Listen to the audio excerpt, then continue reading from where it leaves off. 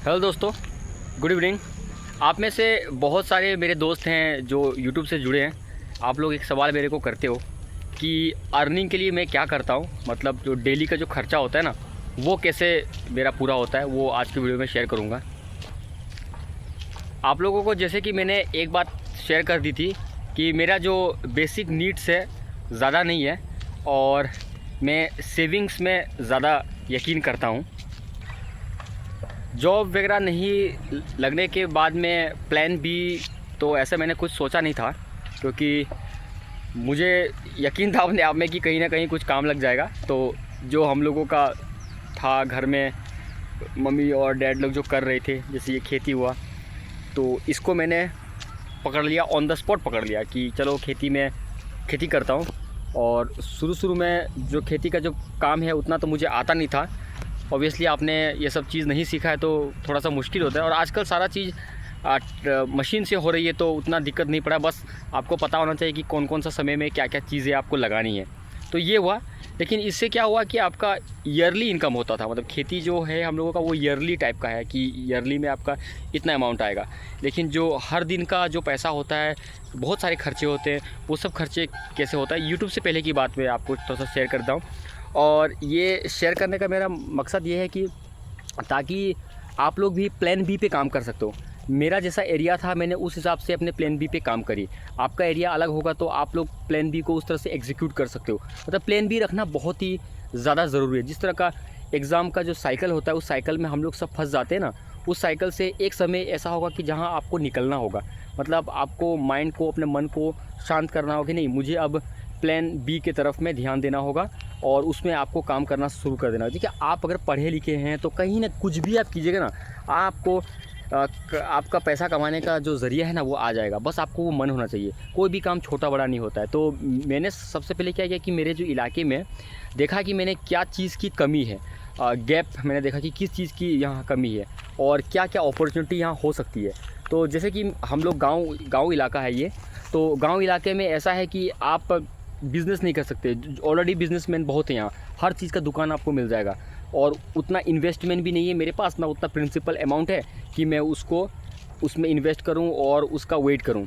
तो ज़ीरो से कैसे स्टार्ट करना है, तो फिर मैंने देखा कि हम लोगों के एरिया में क्या चीज़ की कमी है। तो कमी मुझे तुरंत आइडेंटिफाइड हो गया कि लोग घर बनाते हैं तो नॉर्मल जो ईटा नहीं होता है, जो लोकल ईटा जिसको बोलते हैं, लोकल ईटा जो ब्रिक्स बोलते हैं, तो वो लोकल ईटा से उन लोग घर बनाते हैं। तो मैंने उनको कहा कि मेरे पास कॉन्टैक्ट है कुछ दोस्तों का, मतलब ड्राइवर्स का, तो उनसे अगर मैं बात करूँगा तो आप लोगों के लिए चिमनी ईटा आ जाएगा।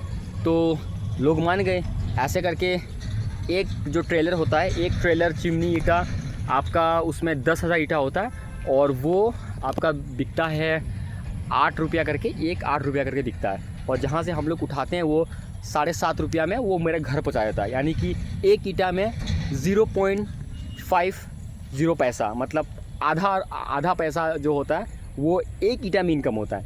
तो ऐसे करके अगर 10,000 ईटा में आपका 5,000 ईटा आ गया, तो ऐसे हर मंथ करीब 3 गाड़ी मेरा उससे सेल हो जाता है। 3 गाड़ी मतलब सिर्फ फ़ोन करके कि अरे ईटा चाहिए उसको, बस उसमें से 3 गाड़ी का आप जोड़ लेना कि एक गाड़ी में 5,000 करके, 3 गाड़ी में 15,000, वहाँ से 15,000 आ गया। उसके बाद में हम लोगों गाँव में तो लोकल है, तो वो हैंडपम्प जो बोलते हैं ना, तो हैंडपम्प का आए दिन कुछ ना कुछ ख़राब होती रहती है, कुछ ना कुछ, तो उसके लिए मिस्त्री का ज़रूरत पड़ता है। तो मैंने कांटेक्ट रखा है कि मिस्त्री लोगों का जो गाड़ी बोरिंग कराती है उनका कांटेक्ट रखा है, और महीने में इक्का दुक्का बोरिंग हो जाता है। तो एक बोरिंग से मैंने जो फ़ोन करके उसको बुलाया कि यहाँ बोरिंग करना है, तो वहाँ 1,000 रुपया करके फ़ायदा होता है। तो महीने में 2 बोरिंग हो गया आपका, तो टोटल आपका 2,000 रुपया हो गया। उसके बाद में किसी का हैंडपम्प ख़राब हो गया तो उसको ठीक करवाने के लिए किसी को भेज दिया। तो यहाँ हो गया बेसिकली एक बार किसी को भेजते हैं ठीक करवाने के लिए, तो वो लोग मुझको 200 रुपया करके, मतलब एज ए गिफ्ट उन लोग मेरे लिए साइड कर देते हैं। तो एक महीने में कम से कम 4-5 बार हो जाता है। तो अप्रॉक्सीमेटली 17-18,000 करके हो जाता है। जैसे ही 17-18,000 जब हो जाता है ना, तब वो पैसा को मैं क्या करता हूँ, रियल एस्टेट में उसको इन्वेस्ट करता हूँ। मतलब रियल एस्टेट ऐसा नहीं कि कोई स्टॉक मार्केट में, ऐसा नहीं करता। वो जो घर बनाने का काम में जो चीज़ लगती है वो सब चीज़ को मैं उठाता हूँ। जैसे कि जो स्टोन लगता है, अच्छा वाला स्टोन, तो वो सब स्टोन को मैं एक गाड़ी को उसको आपका घर में रख लेता हूँ मंगवा के।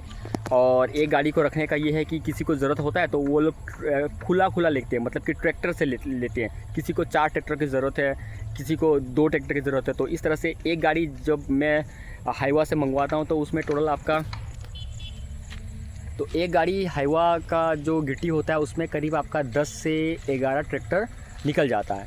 और हम लोग उठाते हैं मतलब 30 टन 32 टन करके आता है, कभी 35 टन आता है। और उसमें से हम लोगों का कॉस्ट पड़ता है करीबन 41-42,000 मतलब आ जाता है, पैसा लगता है वो गिट्टी को लाने के लिए।